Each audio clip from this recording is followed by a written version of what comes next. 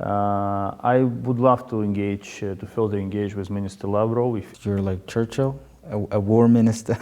No, I'm absolutely a peace minister. Trilateral contact group is a burden you have to bear. And of course, if there was no Russian aggression against Ukraine, well, when you have a neighbor like Russia, you have to be ready for any scenario. Frankly, I did not expect the war to last so long.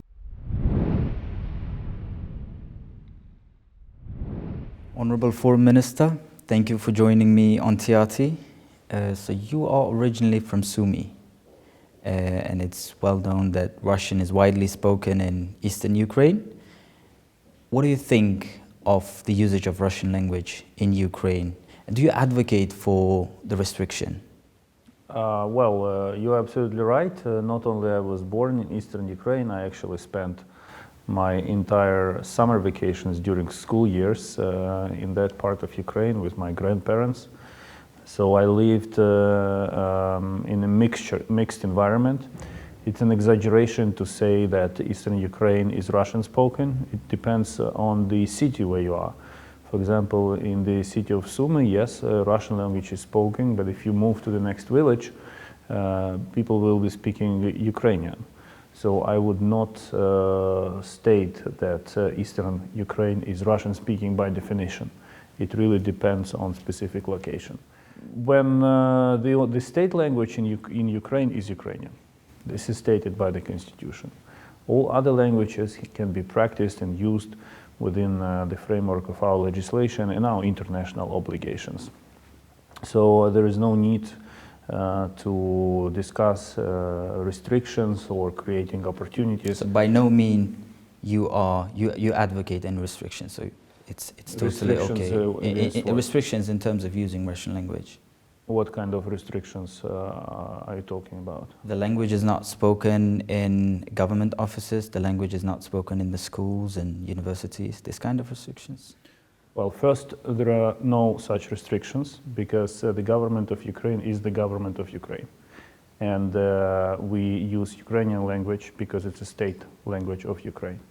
Second, my daughter goes to a school where she speaks Ukrainian, she speaks French, and she speaks freely Russian. It depends on the language of choice of the person you are speaking to.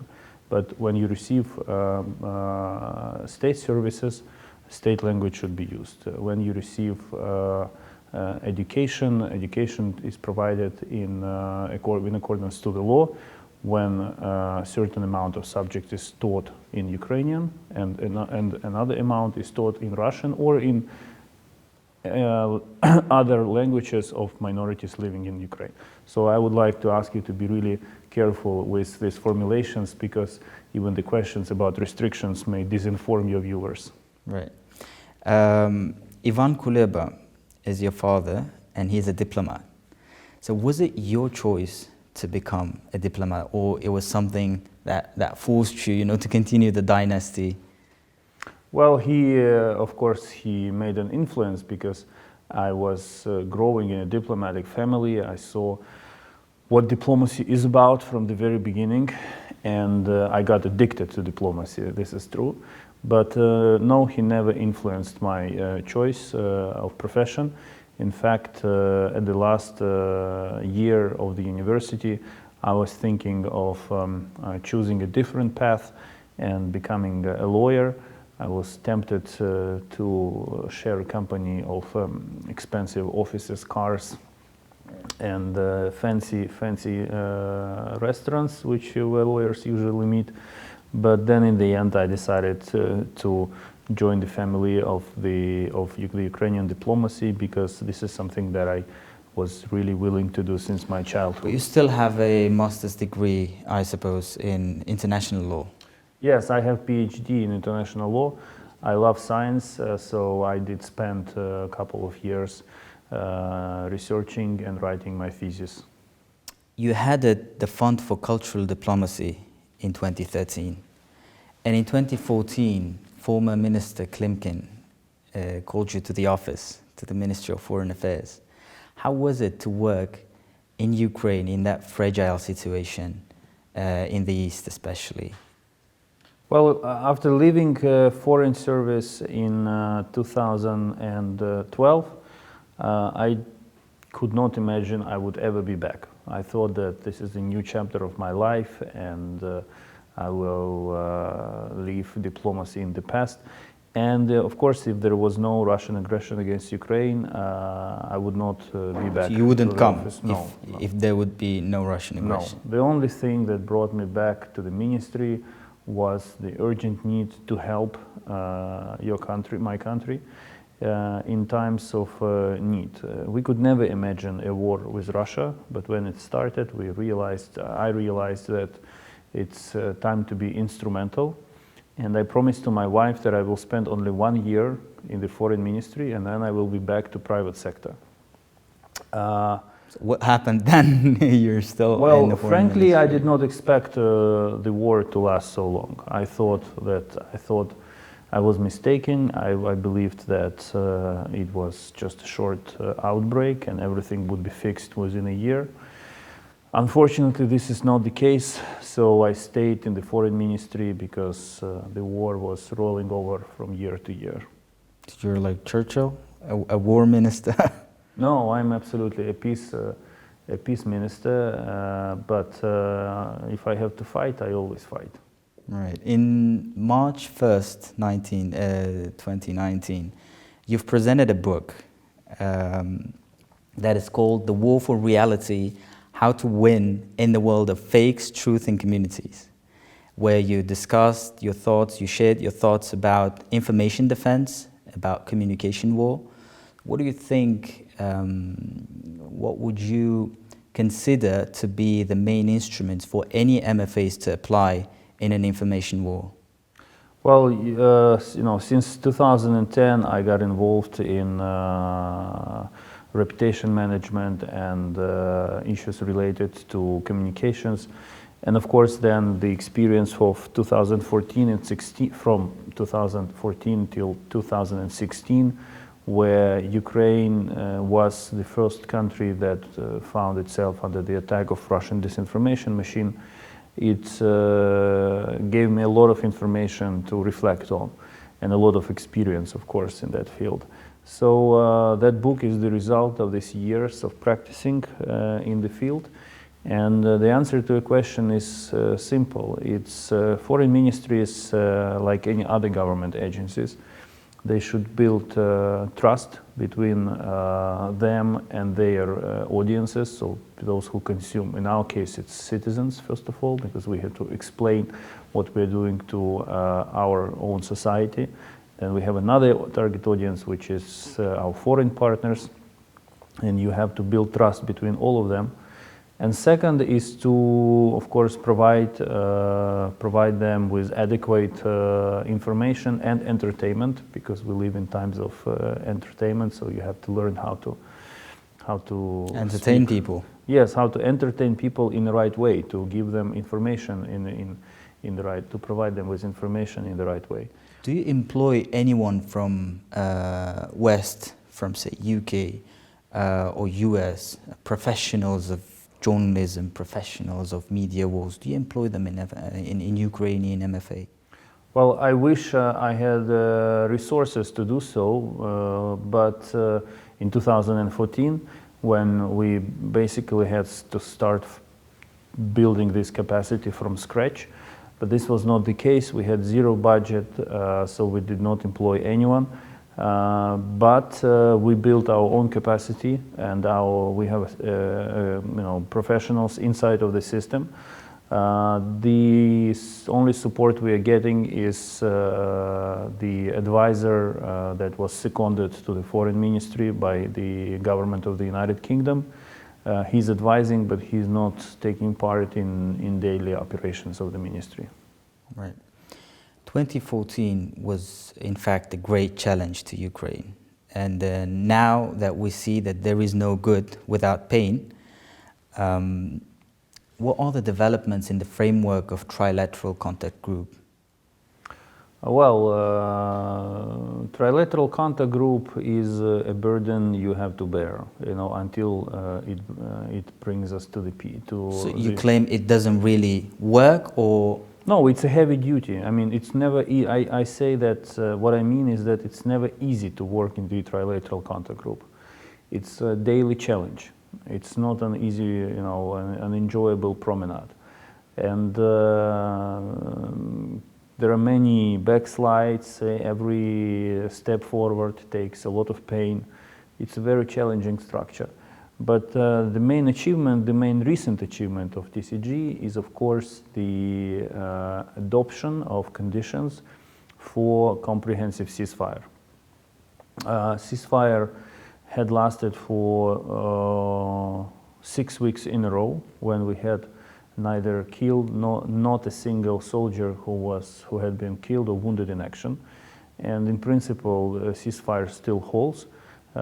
So this is its biggest achievement. And to boil everything down, I would say that TCG is instrumental and it can deliver, but every deliverable costs a lot of pain and effort. They call President Putin to be a very heavy negotiator. What would you say about Foreign Minister Lavrov? Well, we spoke with Foreign Minister Lavrov once, in the format of Normandy foreign ministers. There were 4 of us on VTC. He's a true professional, of course. He defends the interests of his country. And even when some of the facts on which these interests are based do not match reality. I would love to engage, to further engage with Minister Lavrov if it brings peace to my country, if it helps to bring peace to my country and deoccupy our territories. However, we never had a chance to negotiate bilaterally. There is an opinion that if sanctions imposed by Western countries on Russia will continue for 3 more years, or even tighten up, Russian negotiation rhetoric will soften. Do you agree with that? Well, sanctions definitely work. They make a difference.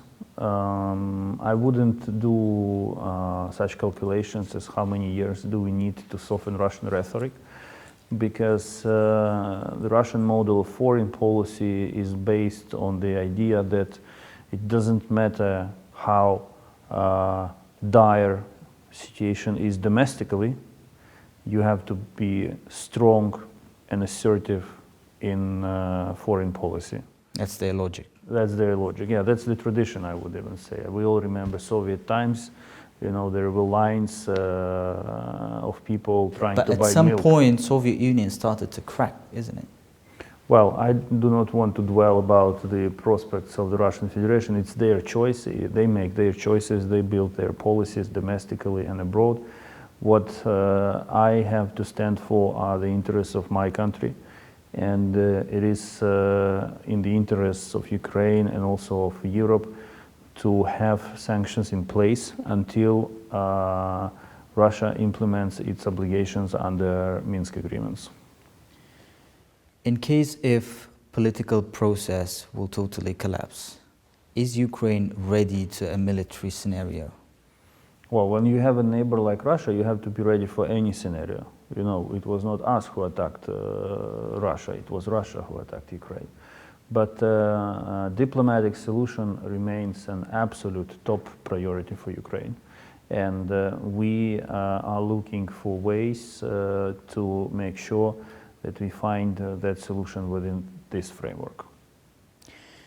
A prisoner swap is of a high priority for the Ukrainian government. At what stage are the exchange negotiations now? When are they back home? Prisoner swap is probably the most delicate and sensitive part of all negotiations with Russia, because it concerns people's destinies, it concerns their relatives who are waiting for any news. So we never disclose any personal details of prisoners who can be potentially swapped, or the deadlines. But I would like to assure you and your viewers that this is something that we are permanently working on, and we are ready to proceed to another round of swap. However, the other side is not as, I would say, constructive as we are.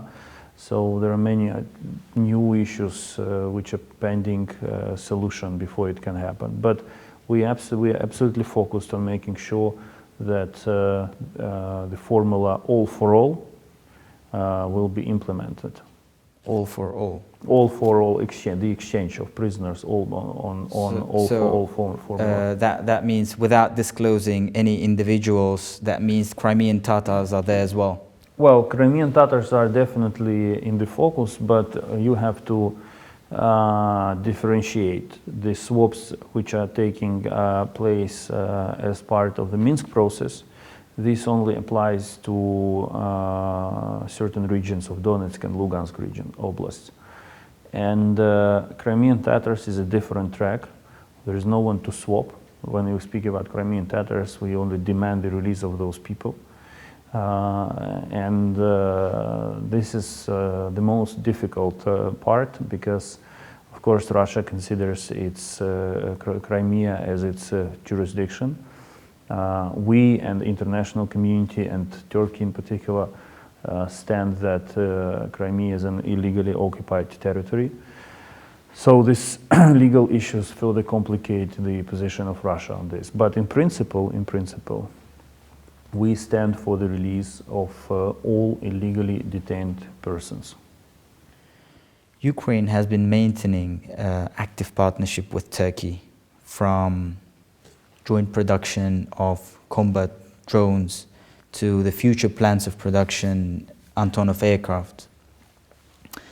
What do you think of prospectus for future economic projects, and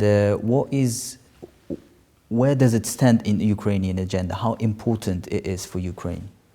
I believe that prospects are absolutely thrilling, and I can assure you that Turkey is one of our most important partners, not only in the region, but also globally. We attach great importance to developing relations and specific ambitious projects with Turkey. And my president always keeps it on his mind, and we are deeply engaged in this process here in the Foreign Ministry. I visited Minister Çavuşoğlu recently, and I look forward to welcoming him in Ukraine. There are always exchanges and contacts happening between our countries at all levels, so I have no doubts that our partnership will deliver very tangible results in the interests of both nations and the region as a whole. After annexation of Crimea and the loss of control of some parts of eastern Ukraine, it become really hard to Ukraine to protect its citizens in those areas. What is the current state of the citizens who are there, and Crimean Tatars in particular, and does IDP program, aid program work? IDP program does work. Ukraine absorbed more than 1 million of IDPs since 2014, and you do not hear about huge issues with integration into new communities, because we are essentially all Ukrainians. It's just the movement of Ukrainians from one part of Ukraine to another, forced by the war. When it comes to Crimea, yes, those who wanted to leave Crimea for the government-controlled territory did so, and are successfully integrated. So Russia does not restrict them from crossing the border? No, towards I'm Ukraine. speaking about past now. But of course, there are crossings between the border, with like people-to-people contacts, and we observe steps taken by Russia to complicate this process. Basically, what they're trying to do is to force people to cross border only using Russian passports, without Ukrainian passport, and not the Ukrainian passport. But whatever they are trying to do, Crimea is and will, for some years, remain an illegally occupied territory. And according to international law, the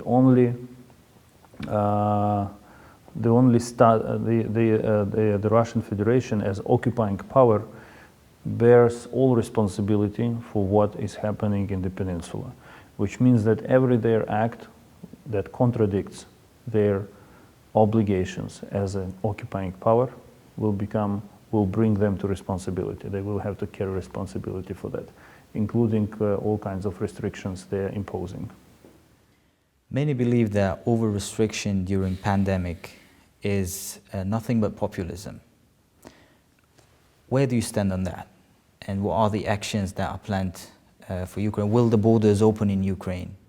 Well, it depends on what, on the specific restriction we are discussing, because there are some restrictions which are absolutely legitimate, and I call on everyone to take COVID-19 seriously. Pandemic is not a conspiracy, it's not a myth, it's a reality. But at the same time, it is obvious that some governments may feel tempted to introduce unnecessary restrictions under the premise of COVID-19. My position is very clear. I believe we have to learn how to live with this virus. It doesn't seem to be a short-term problem. It will continue. Point two, we have to educate people how to behave, how to take this reality. And point three, the most important one, I would call on all citizens to be vigilant, to follow rules, to learn that life has changed and you have to follow some new rules. Will it always remain recommendatory for the citizens, or will there be any fining implications? Yeah, we have fines we in Ukraine have fines for not wearing masks when you're inside. This SIM doesn't work here. I don't think it works anyway, actually, because I'm traveling as foreign minister, and all my colleagues whom I've seen so far complain that it became very hard to make people follow the rules. And of course, you cannot enforce impose a fine on everyone you see without a mask in a supermarket. So it's really, this whole story is really about responsible behavior of both the government and citizens.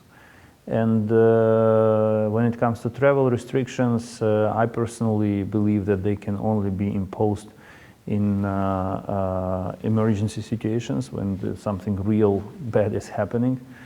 I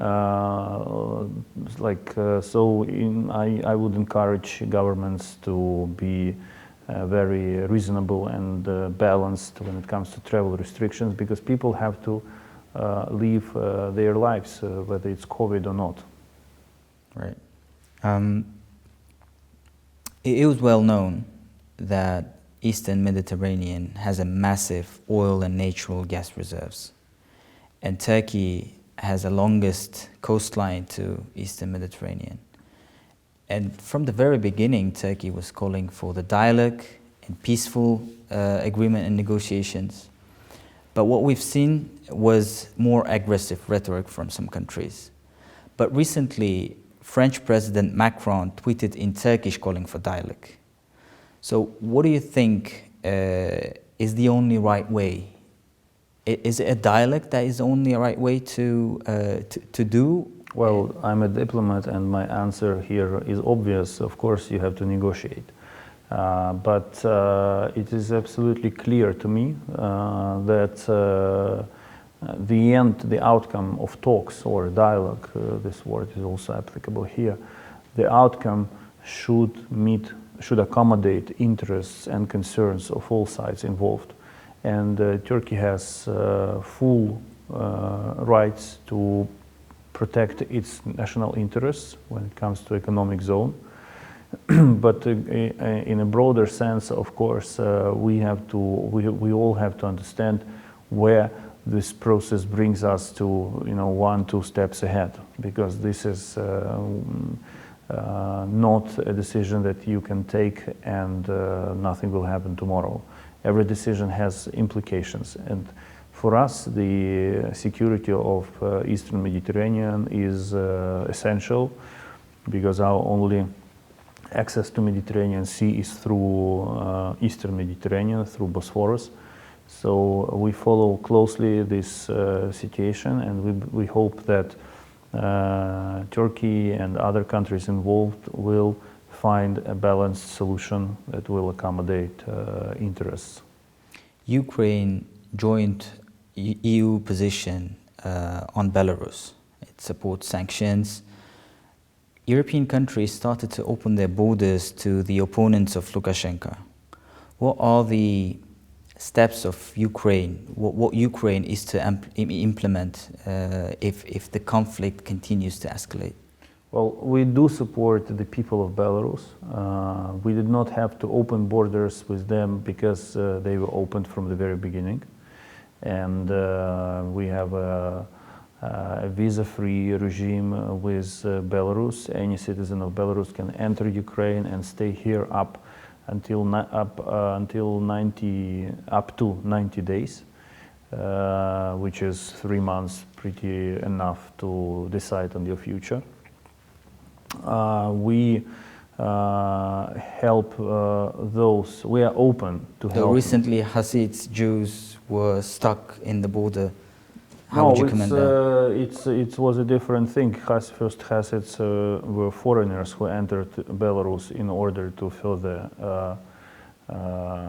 move into Ukraine, and second, they did it specifically during the months when Ukraine was forced to impose restriction on entry for foreigners because of the rapidly growing numbers of COVID, of the pandemic. This is a temporary restriction and it will be soon lifted, but this was a coincidence of facts. But I would like to emphasize that citizens of Belarus can enter Ukraine on humanitarian grounds at any moment, and this is a principle of our politics. Do you think that the situation in Belarus is of a national security threat to Kiev? You are absolutely correct. Our rule number one is simple. Any strengthening of Russia's position in Belarus is a threat to national security of Ukraine.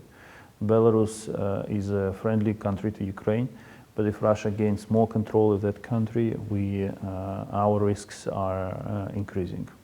In one of the interviews, Lukashenko was saying that he would never allow Russian forces to use Belarusian territory to attack Ukraine.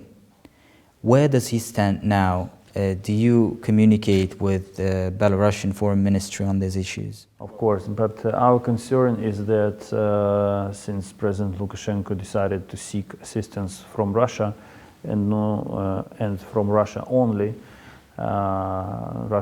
therefore Russia may increase its influence on President Lukashenko, and no one can predict how his positions will be changing. Ukraine's army has seriously changed from that of 2014. It's decently armed, it's disciplined now, and NATO has a crucial role in it. What are the steps in terms of cooperation with NATO, and will the Ukraine become a member of NATO? I hope eventually it will. We recently obtained the status of enhanced opportunity partner of NATO. And within this status, we continue to improve interoperability between Ukrainian armed forces and NATO forces. So we really attach great importance to introducing reforms and to building our army in accordance with NATO standards. President of Ukraine recently reiterated the interest of my country to receive membership action plan from the alliance. So we have a very dynamic relationship with NATO, and we work with the ambition to become full member. We've talked about Russia gaining power over Belarus, and with all that's happening there, with Russian interference in Belarusian internal affairs, what are the steps that Baltic countries and Ukraine and even Western allies are going to take militarily, because we see that there is a military movement in the borders, on the borderlines. So we have to build our capacity to defend our countries. This is something that I can say for certain. Since 2014, the level of unpredictability in security affairs in this part of Europe is very high. Russia demonstrated that it can undermine any security system. Well, when it comes to Belarus, it's a complicated case because Belarus traditionally had a very special relationship with Russia. So Russia has impact on domestic situation there. All these drills announced by President Lukashenko to demonstrate that the enemy of Belarus is in the West. It's of course about politics. It's not about real situation. Neither Poland nor Lithuania or Ukraine, who have direct border with Belarus, pose a military threat to this country, and this is full stop. Period. But as I said, it's hard to predict how Russia will continue to behave in Belarus, so we have to be ready for any scenario. Honorable Foreign Minister, thank you so much for joining us today with Teatri. Thank you.